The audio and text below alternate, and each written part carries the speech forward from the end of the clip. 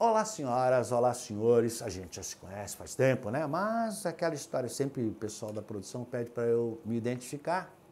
Pode ser que tenha algum aluno novo pegando aí agora. Então, eu sou Dimas Vilaça, professor de ciências do EAD Concurso, né? Já trabalhei com várias matérias, até com alguns de vocês. No presente momento, a gente está cumprindo o famoso, a famosa ementa aí do seu curso de Química.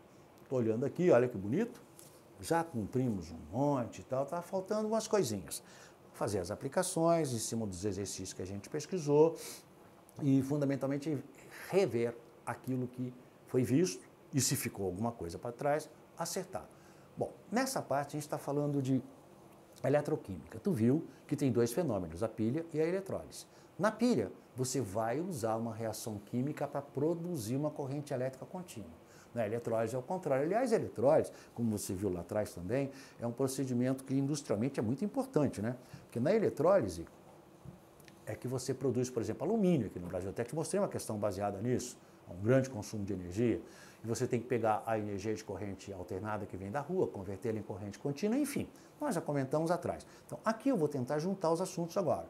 Vamos ver se a gente consegue? Então, vamos. No próximo exercício, nós vamos ver o seguinte. Olha só o que ele colocou aí pra gente. Esses exercícios foram selecionados a dedo, tá? Pra gente poder cumprir a nossa meta.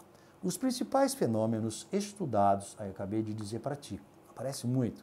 Na eletroquímica, lembre-se, a corrente química é sempre corrente contínua. São a produção de corrente elétrica, através de uma reação química pilha. É um processo espontâneo e a DDP maior que zero. E a ocorrência de uma reação química, pela passagem de corrente elétrica, a eletrólise. Então, na eletrólise, eu uso a corrente para forçar uma reação química. Por exemplo, a L2O3, eu quero separar o alumínio. Eu coloco dentro do frasco, coloco os eletrodos e vou separar o alumínio do oxigênio, para ter o alumínio, para purificar o alumínio, para purificar metais, enfim, para pegar galvanização também, um mecanismo parecido. Com relação a esses fenômenos, analise as proposições abaixo. Agora é que vem, né? Então vamos ver? 1. As pilhas comuns são dispositivos que aproveitam a transferência de elétrons. O que eu disse para você? Que tanto pilha quanto eletrólise são processos de óxido-redução. Reações em que acontecem transferência de elétrons, né? Você deve se lembrar lá de trás, eu mostrei para você, por exemplo, que algumas reações acontecem com transferência de elétrons, outras não. Observe, por exemplo, quando você tem uma reação assim, HCl mais NaOH. O produto, ou os produtos, NaCl mais H2O.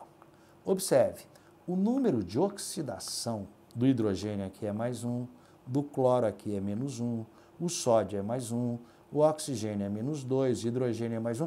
A mesma coisa no segundo membro, mais 1, menos 1.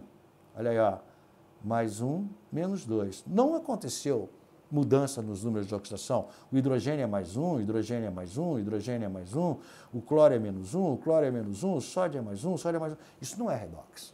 O que é a redox, então? Deixa eu ganhar espaço aqui, que eu preciso, vamos lá, te mostrar agora o que é uma óxido-redução. Uma reação de óxido-redução que é bem conhecida, a maior parte de vocês conhecem, é o seguinte, olha, veja, por exemplo, aquela reação longa do KMnO4, permanganato de potássio, mais HCl. Vai dar KCl mais MnCl2 mais H2O mais Cl2. Veja, o número de oxidação, cuidado agora, tá? O número de oxidação do potássio, mais 1. Do oxigênio, menos 2. Você sabe fazer, nós já fizemos. Menos 2 vezes 4, menos 8.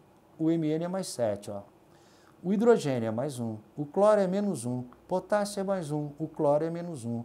O cloro é menos 1. O Mn é mais 2. O hidrogênio é mais 1. O oxigênio é menos 2 e o Cl é 0. Olha, aqui você tem o Mn passando de mais 7 para Mn mais 2. Diminuiu o número de oxidação. O Mn está recebendo elétrons. Redução. É só para você recordar o que eu vou te mostrar agora. Já observe o cloro, -1 aqui, ó. Esse cloro está passando para cloro, 0. De -1 para 0 aumentou. Isso é uma oxidação. Isso é uma redox. Toda reação, vou apagar, né? Toda reação que acontecer como essa, transferência de elétrons, é oxidação. Tanto a pilha quanto a eletrólise são sempre oxidações. Tá? Então, voltando para o nosso texto, ele fala, as pilhas são comuns que aproveitam a transferência de elétrons de uma reação de óxido-redução, sim, produzindo uma corrente elétrica através de um condutor. Sim, aquele fio que saía dando a volta lá da placa de zinco para a placa de cobre, é só você voltar, verdadeira. Vai com calma nessas questões, tá? Elas costumam dar uma enrolada, essas que juntam a pilha com a eletrólise. 2. Em uma pilha, a energia elétrica é convertida em energia química. Não. Na pilha é o contrário. Você se lembra que eu disse para você que na pilha você vai utilizar uma reação química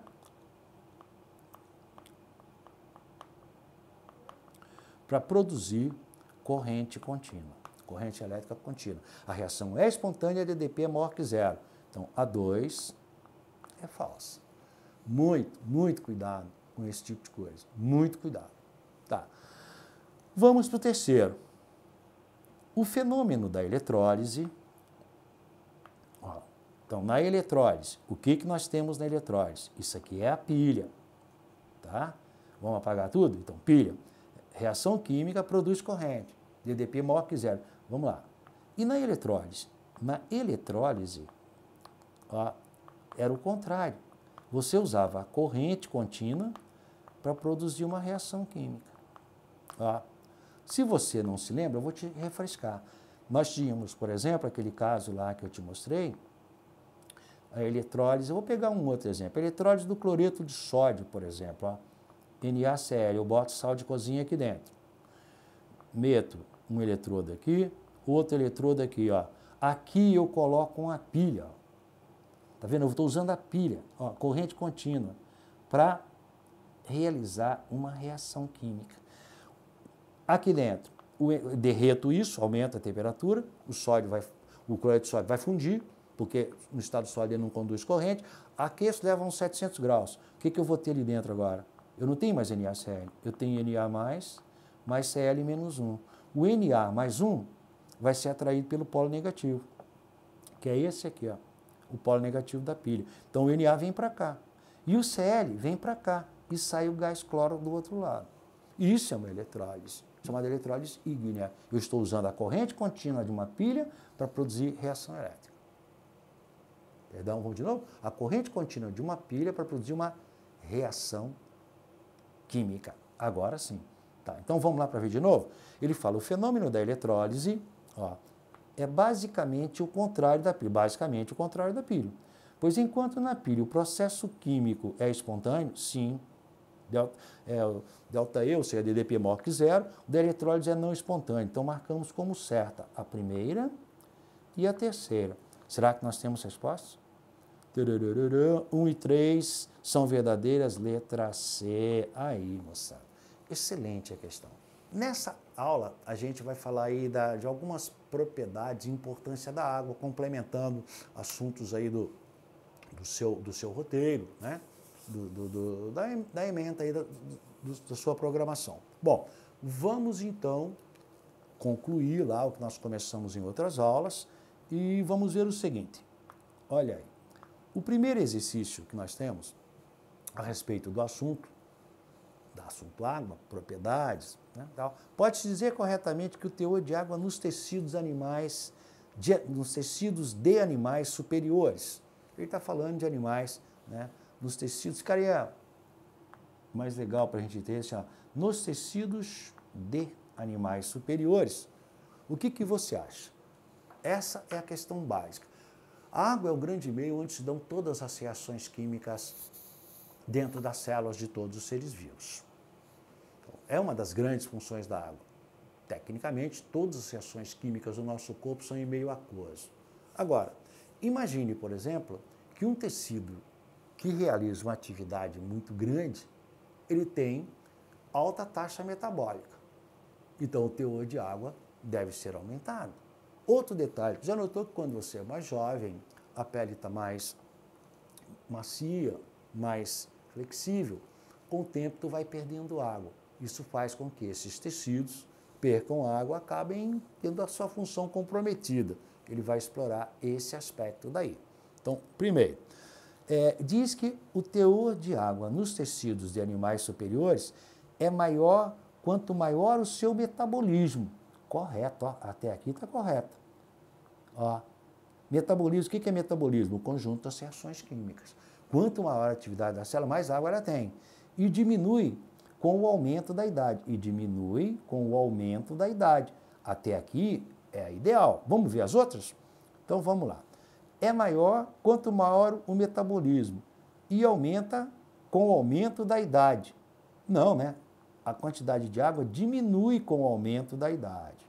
Falso. É maior quanto menor o metabolismo. Não, é maior quanto mais ativa a célula for. Quanto maior a velocidade das reações. É maior quanto menor o seu metabolismo, também é maior quanto maior o metabolismo, também não. Apresenta variações diferentes das citadas nas alternativas anteriores. Letra A. Então foi o que nós falamos. Quanto maior o metabolismo da célula, maior a concentração de água. Existem tecidos do nosso corpo aí que tem 45, 50, 60% de água, 65% de água, para você ter uma ideia, tá? O próprio encéfalo tem uma concentração de água muito alta porque a atividade é muito grande. Tranquilo? Tá, vamos ver mais uma, que nós estamos nos aproximando aí já dos nossos finalmente, né? Tá indo bem. Bom, então, mais uma questãozinha sobre polímeros agora, ó. Então tá, nessa questão, nós vamos trabalhar agora a parte de polímeros, mas de um ponto de vista de polímeros naturais. Tá? Então vamos lá. Os polissacarídeos, açúcares complexos, são nutrientes de origem vegetal. Então, polissacarídeo. Você viu que os monossacarídeos são glicose, frutose e galactose. Quando você agrupa, por exemplo, glicose mais glicose, você tem o disacarídeo, a maltose. Glicose mais a frutose, você tem a sacarose. E quando você tem glicose mais galactose, você tem a lactose. Esses são os di. Quando você agrupa mono em grande quantidade, você tem os polissacarídeos. Você viu que os polissacarídeos mais notáveis são o amido, que é a reserva de glicose em vegetais, o glicogênio, que é a reserva de glicose em animais. Nós, por exemplo, quando nós comemos glicose, nós não a produzimos no fígado, a glicose é polimerizada e forma o glicogênio. Por isso que quando você está fraquinho, a mãe fala, come bife de fígado de boi, não sei por quê, bem adocicado, porque tem muito glicogênio. Então, o glicogênio no animal e o amido no vegetal são polissacarídeos. Tá? E o terceiro, que seria a celulose. Existem outros, mas que não vão entrar aqui. Se entrar, a gente comenta. Então, vamos lá. Ele diz, polissacarídeos, no homem, apresentam como substância de reserva nos animais. Ele está perguntando, ó. Então, vamos lá. Amido, em vegetais. É a reserva de glicose em vegetais. Celulose é o reforço da parede das células vegetais. A quitina forma o exoesqueleto dos artrópodos. É um polissacarídeo. Glicogênio seria a alternativa correta. Cuidado, que a queratina não é polissacarídeo. Ela é um polímero, mas a queratina, na verdade, é uma proteína, ó, formada por vários aminoácidos. É um polímero formado por aminoácidos. E essa queratina, ela reveste a pele de répteis, de aves e de mamíferos, impedindo que a gente perca água por meio, tá? Então, cuidado com marcamos letra D, sem sombra de dúvida, tranquilo. Vamos para frente. Muito bem. Então, mais uma questãozinha rápida, olha aí.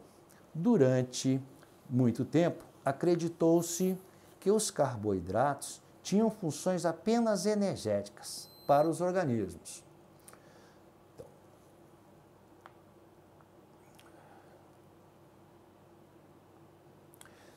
O avanço do estudo desses compostos, porém, permitiu descobrir outros eventos biológicos relacionados aos carboidratos.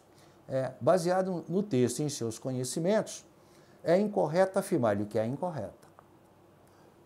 Os carboidratos são fundamentais no processo da transcrição e da replicação, pois participam da estrutura dos ácidos nucleicos. Será que é verdade? Sim, né?